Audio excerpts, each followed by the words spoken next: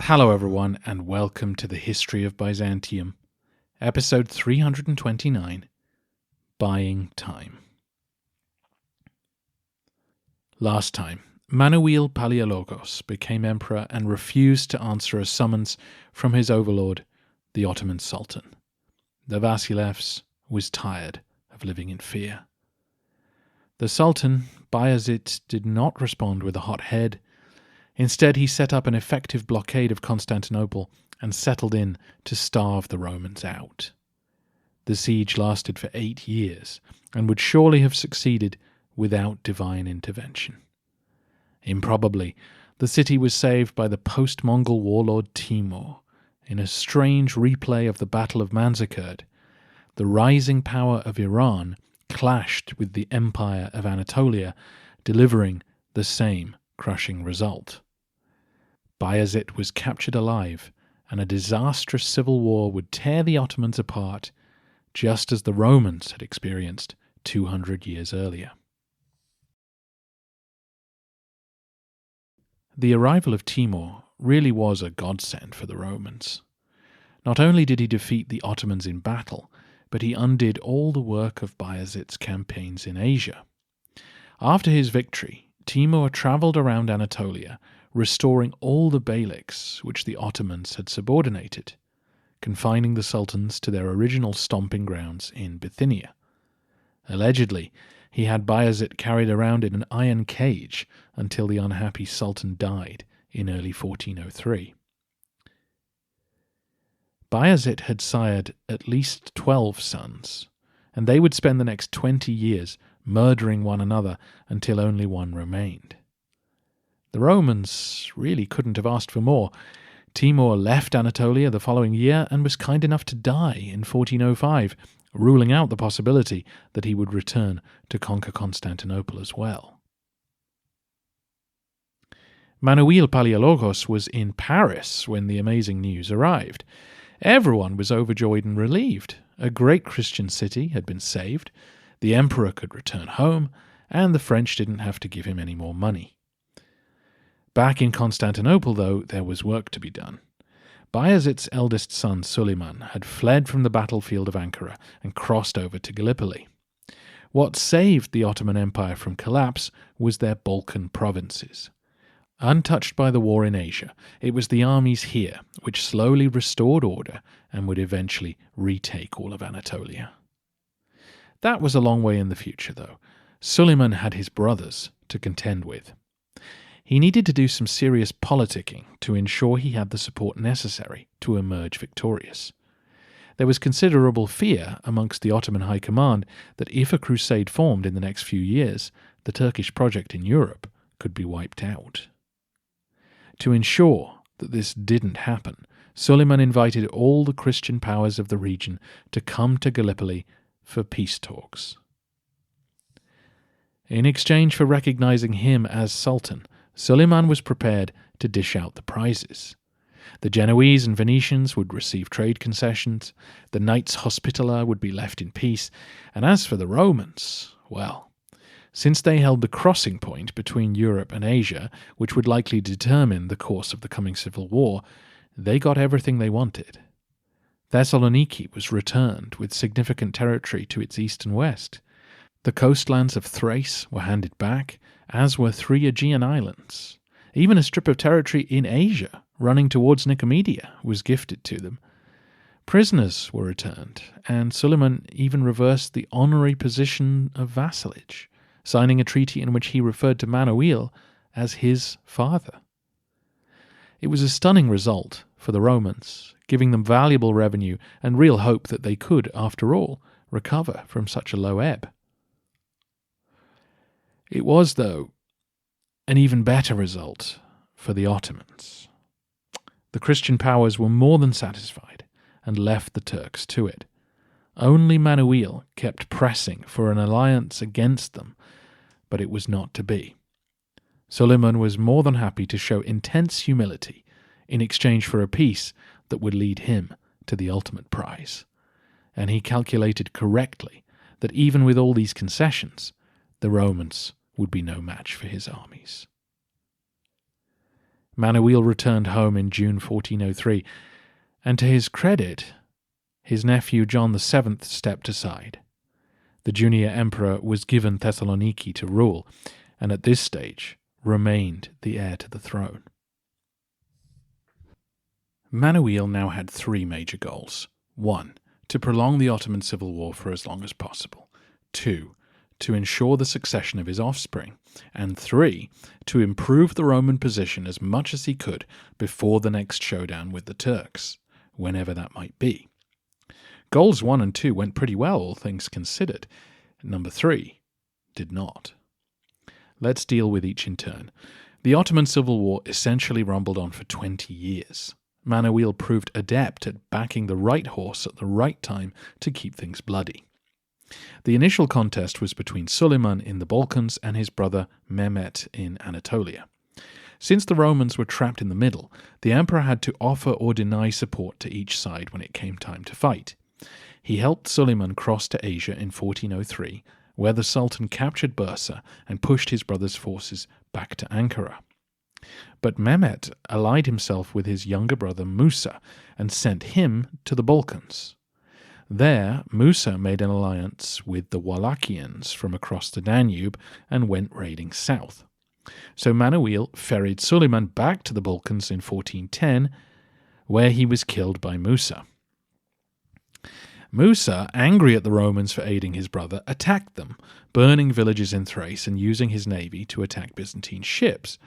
He began to re-establish Bayezid's blockade of Constantinople. Only this time, Manuel was ready for him. The city was well stocked with supplies, and Roman ships even ambushed the Ottoman fleet when it entered the Bosphorus.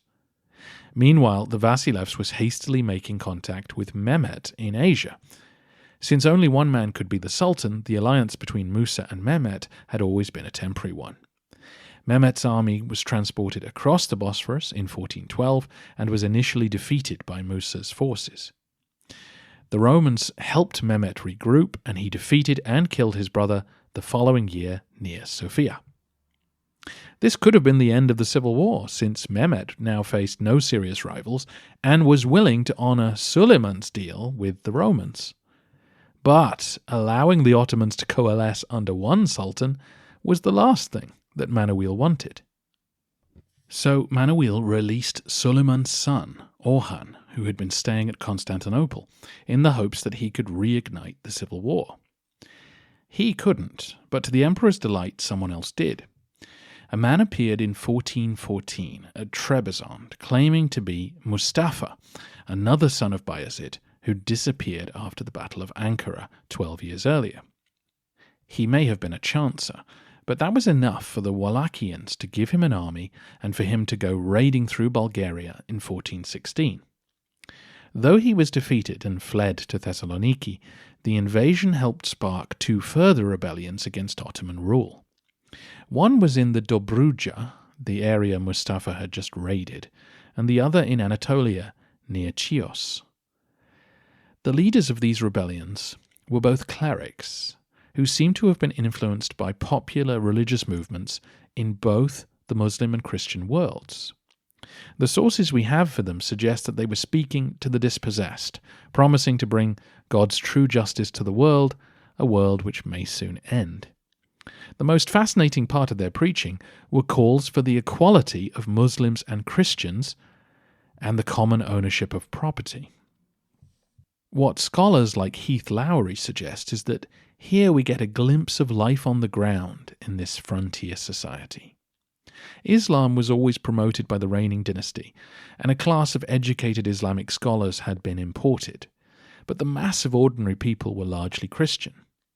During this same period, a preacher in a mosque at Bursa stood up and announced that Jesus was no less a prophet than Muhammad, and when this was challenged, the locals supported the view of the preacher.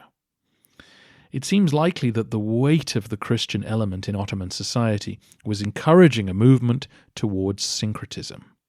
Could Islam and Christianity be combined or equalized somehow to smooth the transition of Romans into an Ottoman society? Popular religious movements often grow in the countryside, away from the orthodoxies of cities, and the rebellions of this period seem to have developed where open-minded Muslim preachers reached out to their Christian constituents as part of a genuine desire for unity and justice. Needless to say, both rebellions were crushed, but the warnings they carried were noted by the Ottoman court. The development of the Janissaries seemed to have been turbocharged by these movements. With Christians increasing their numbers within the Ottoman army, something had to be done to expand the Muslim element if syncretism was to be halted. And so Christian boys were taken and sent to live with loyal families in Anatolia so that they could be religiously Islamicized, linguistically Turkified, and culturally Ottomanized, in the words of Lowry. These men would surround the Sultan, preventing him from losing touch with his roots as he spent more and more time in Christian lands. While all this was going on, the Venetians destroyed the Ottoman fleet near the Hellespont. The Italians had tried to find a diplomatic solution to increase Turkish raids into the Aegean, but when that failed, they took action. This made the contenders for the throne even more dependent on Byzantine aid, at least for now. Mehmet would spend the rest of his reign trying to reassert authority in Anatolia, having finally secured the Balkans, giving the Romans much-needed time to work on their other two goals. Goal number 2 was to ensure the succession of Manuel's family. His nephew John VII conveniently passed away from natural causes in 1408, with no surviving son. This meant that Manuel's branch of the Palaiologan family would now rule until 1453. The emperor's much-loved brother, Theodore, died around this time too, and so Manuel sailed first to the Peloponnese and then to Thessaloniki to install his young sons in power. 11-year-old Theodoros took charge of Greece, and 8-year-old Andronicus went to the empire's second city. Obviously, Manuel's ministers would actually rule until the boys came of age. This had become the Palaiologan system of government. Each piece of Byzantium needed an emperor present to maintain loyalty, and since Palaiologan princes always seemed to fall out, it was best they be separated early.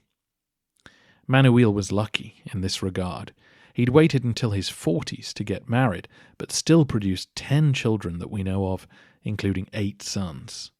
And by living well into his 70s, he gave his offspring time to mature. Thanks to the Turkish Civil War, Manuel was able to spend several months with each of his boys before saying goodbye, and he would return to the Peloponnese in 1415 and stay for a year. His goal on this occasion was to build a wall across the Isthmus of Corinth. This had been a natural defensive position going all the way back to the Athenian-Spartan war with Persia. The last major work done on its defences was by Justinian, and so Manuel built on top of his predecessor's foundations. It took a month to erect the wall and many towers. But their construction gets us into goal number 3, improving the Roman position as much as possible while the Turks were distracted. Both Constantinople and Thessaloniki had impressive defences which the Ottomans couldn't easily breach, and so Palaiologos was trying to give the Peloponnese the same bulwark. Unfortunately, this project exposed the fault lines in Byzantine society. In order to build the wall, Manuel had to levy a special tax on the rich and force the poor to come and build it.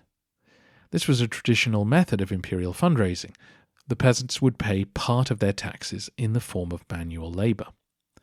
Despite the obvious benefit which the wall provided, the project was bitterly resented, so much so that a group of local notables organised a rebellion. The emperor led his troops in and put them down, sending the ringleaders to Constantinople, but you may now have spotted a pattern. First at Thessaloniki, when Manuel ruled alone, then at Constantinople during the long siege, and now here. The Roman elites avoided paying tax and showed no enthusiasm for collective defense. Manuel was constantly frustrated by what he saw as a lack of patriotism. The truth was that the dynamics which had made the empire such a success no longer functioned. As you know, the key to Constantinople's power over the past millennium was its ability to get the elites to invest in state service. The huge salaries which the court offered kept everyone in line, kept them coming back, offering to be generals, governors, and bureaucrats, knowing that once they received a court salary, their family could be set for life, and possibly for generations. Since the empire had lost all its territory to the Serbs and Turks, the government could no longer offer such salaries, nor did the empire possess enough land to make its elites rich in their traditional role as landowners. So those who still had money invested in commerce instead. After generations of snobbery about those who traded for a living, the Byzantine elite joined them. It was the only avenue open to them, and there was plenty of profit to be made. Constantinople remained an excellent entrepot for trade. Not only its geographical position, which dominated multiple trade routes, but the division of the surrounding region into Genoese, Venetian, and Turkish spheres of influence gave traders lots of options to work with. The Roman elites became grain merchants and fishmongers. They became bankers, investing in the Italian trade networks. Or they went into debt, taking Genoese money to try and launch new businesses. State service for the Roman government was now an opportunity to make contacts with important men and further your business interests. This put the elites of Byzantium at odds with their own government. The interests of the two sides no longer fully coincided. We saw this at Thessaloniki during Manuel's time there. The aristocracy were in favour of surrendering to the Turks on favourable terms, since that was best for business. Manuel tried to warn them that the Turks would not be as tolerant as they imagined, but could not persuade them. As private business owners, rather than state servants, the elites no longer wanted a strong government. As Anthony Caldelis puts it, they resented its impositions. Their money was safer in the hands of Italian bankers. Increasingly, rich Romans sought Italian citizenship. This would exempt them from Roman taxes, allow them to do more business abroad, and provide an escape hatch in the event of an Ottoman takeover. Manuel despaired of all this. If he had more money, he could provide a better defence, but the elites hid their money from him. In the short term, the nobility were acting in their best interests, but in the long run, the Ottomans would create a government every bit as centralized and demanding as the Romans had ever been. And the Sultan would not view them as his people, as the Vasilevs did. At the other end of the social scale, poverty was increasingly visible on the streets of Constantinople. The small farmers of Thrace kept having their lands ruined by the Turks, while others had become homeless and loitered around the Golden Horn looking for work. There had always been rich and poor in Byzantium, but now the contrast was starker than ever.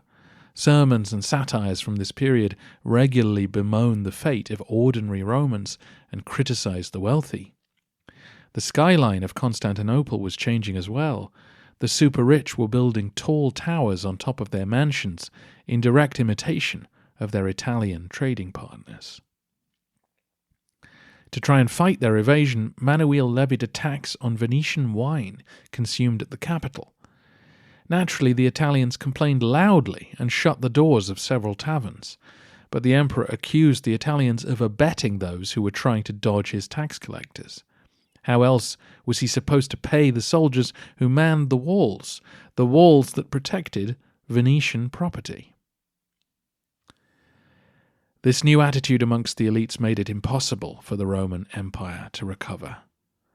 An aristocratic philosopher known as Platon wrote a treatise arguing for the reorganization of the Peloponnese in order to save it from the Turks. He proposed that land be redistributed to reduce inequality and to support a citizen army, one who would stand and fight to defend their homes.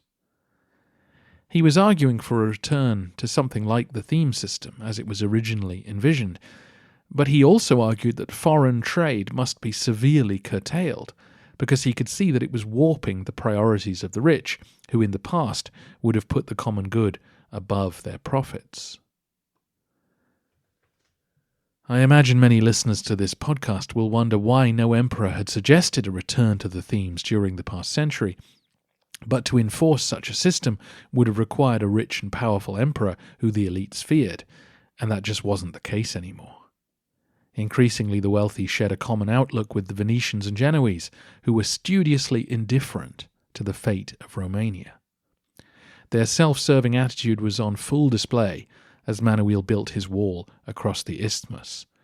These defences not only increased security for the local Romans, but also for the Venetian ports of Methone and Coroni, which had been taken after the Fourth Crusade. The Italians thanked the emperor for his industry, but when he suggested that they might want to contribute something towards the common defence, they refused. On top of all this, the Black Death would break out again every 10 or 15 years. The empire was made up entirely of port cities now. There was no way to avoid it. Manuel, then, had achieved all he reasonably could in the 19 years between Timur's victory at Ankara and the death of Mehmet in 1421. The demise of the Sultan opened the possibility that there might be another Ottoman civil war to exploit. When the new Sultan, Murad II, took back the lands in Asia which had been gifted to Byzantium, Manuel moved against him. He released Mustafa, the son of Bayezid, who the Romans had been keeping under house arrest at Thessaloniki. Mustafa was given money and an escort to get him to Gallipoli. From there he advanced to Adrianople and convinced the governor to back him. All seemed to be going well for the Roman pot-stirrers until the following spring. Mustafa crossed to Asia, was abandoned by his troops, and was hunted down by the Sultan's executioners.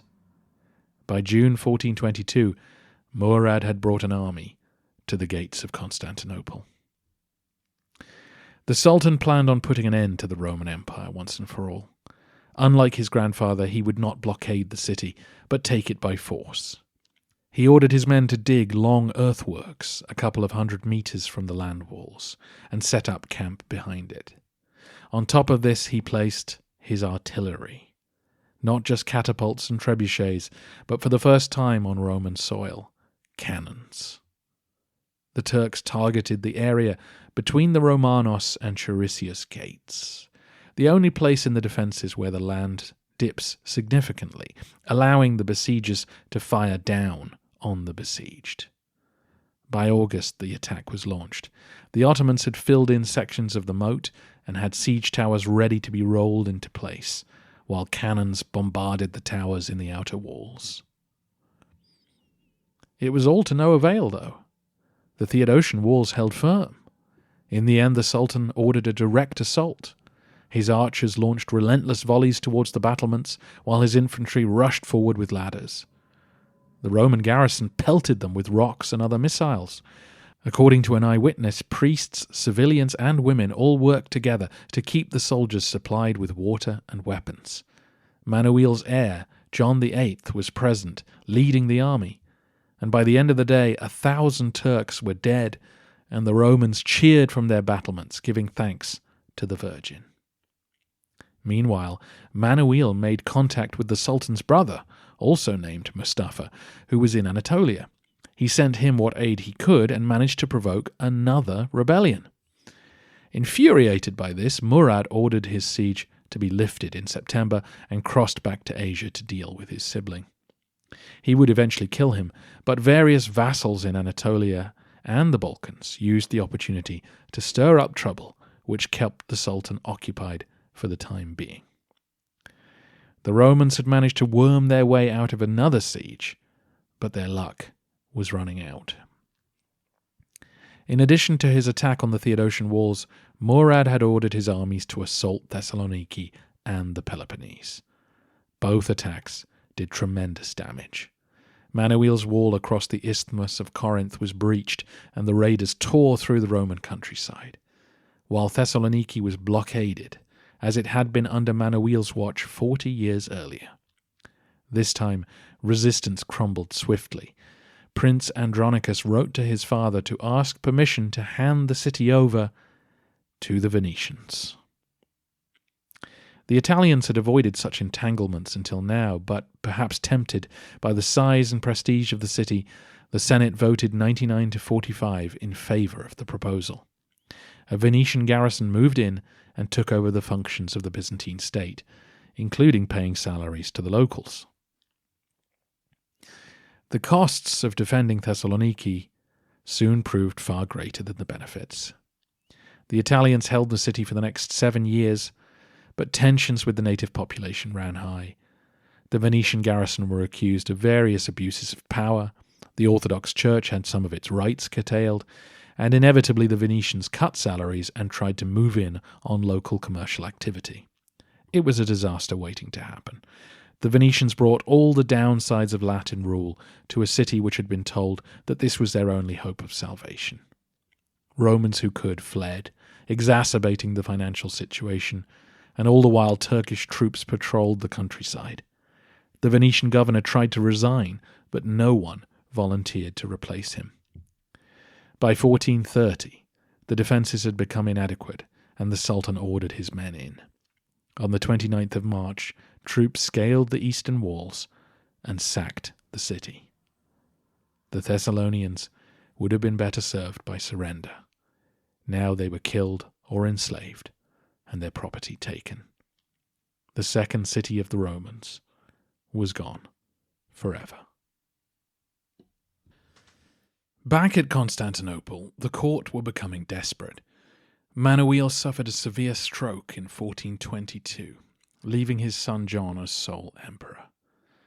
With no options left, he followed in the footsteps of his father and grandfather and travelled to Western Europe to beg for aid. He left in November 1423 and returned a year later. He visited Venice, Milan, and Hungary, but received no help. Just a lecture from King Sigismund on the need to rejoin the Catholic Church. Soon after his return, the Romans offered peace terms to Murad. All the gains of the post-Timur settlement were stripped away. The Byzantine Empire was reduced once more to Constantinople, the Peloponnese, a couple of islands, and a couple of forts in Thrace. The emperor would become the Sultan's vassal once more, paying him 21,000 gold coins a year for the privilege. The work of Manuel's life had been slowly unravelled. Fittingly, he died the following year, on the 21st of July, 1425. He was 75 years old and had ruled as sole emperor for 31 years. Manuel Palaiologos would have made a good emperor in better times. He was an intelligent, disciplined man who worked hard to improve the position of his state, but with so little support from his own elites and such an unfavourable international position, there wasn't much more he could have done. The miracle of Timur's attack at least saved him from having to surrender Constantinople to the enemy, but as he lay dying, he probably knew he had merely passed that fate on to the next generation.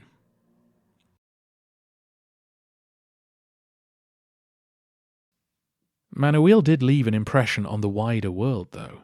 His travels through Europe caused a stir, as did some of the gifts he left its leaders. Thanks to his voluminous writing, he also leaves us with a much better understanding of a Roman emperor in an age of decline.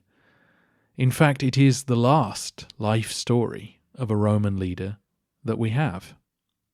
So in our next episode, I will take you through Manuel's life story, examining his writing for the insights it leaves us, and taking you on his famous journey to Europe, where he became the first Roman emperor to visit Paris and London for 1,000 years. Since this is not technically part of our narrative, this episode will be for patrons only, as in those subscribed to the highest pledge level at patreon.com/History of Byzantium. I'm incredibly grateful to all of you for your support, and I hope you will enjoy the episode. And if you'd like to sign up, then for just $6, you get access to all of the 21 bonus episodes I've produced over the years, along with a podcast feed with no adverts.